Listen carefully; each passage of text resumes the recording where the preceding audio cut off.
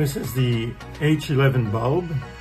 As you can see, the base is like an OEM halogen bulb, and the position is already correct, so there is no adjustment to make. So when you install it, take it like this, and the chips need to be oriented sideways as they are now. You plug it in and you turn a little bit clockwise and you're all set.